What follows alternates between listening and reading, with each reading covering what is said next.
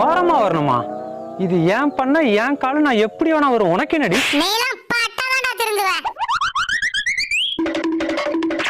ஐயோ குழவி கொட்டிச்சா காப்பாத்துடா. வாம் பண்ண வா உடம்பு. நீ குழவி கிட்ட கொட்டு வாங்கோ